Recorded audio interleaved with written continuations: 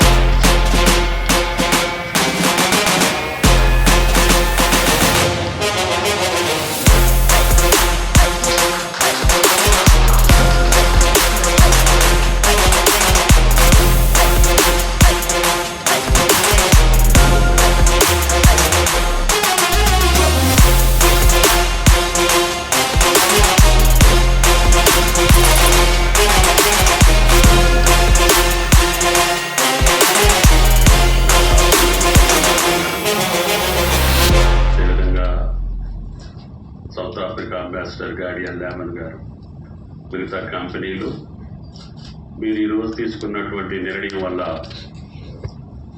Secretary గారు చెప్పినట్లుగా ఈ బయో వేస్ట్ వల్ల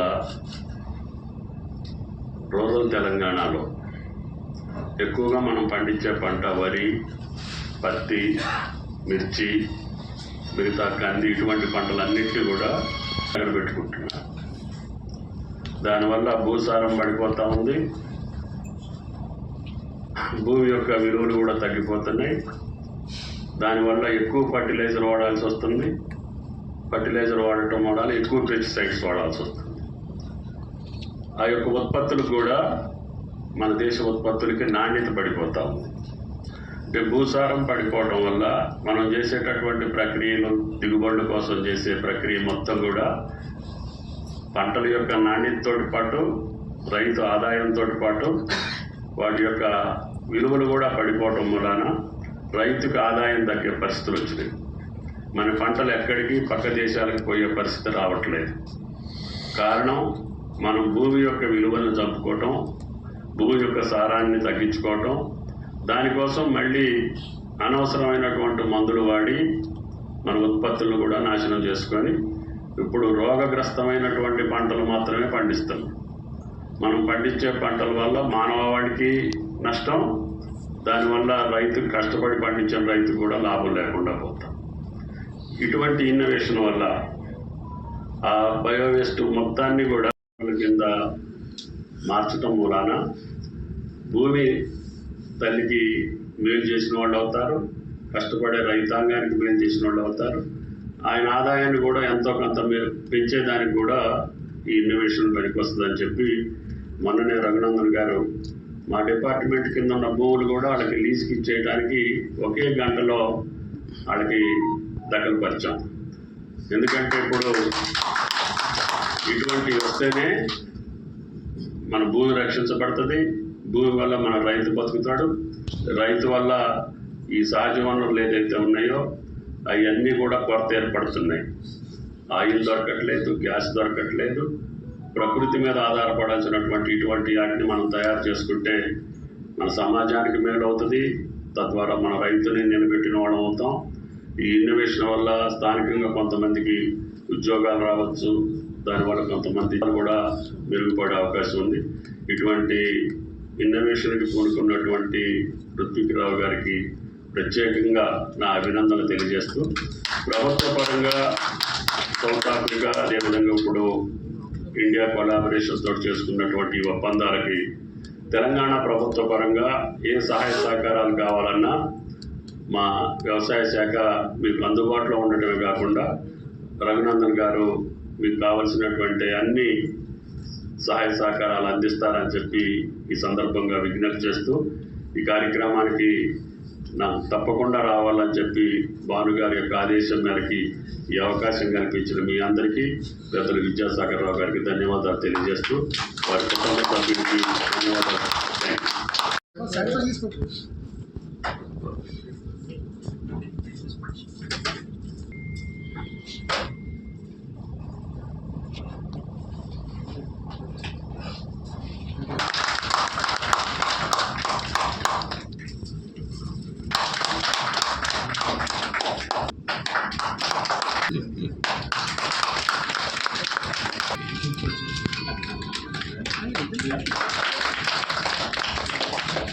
To call this program concluded, and then please enjoy the high tea arranged.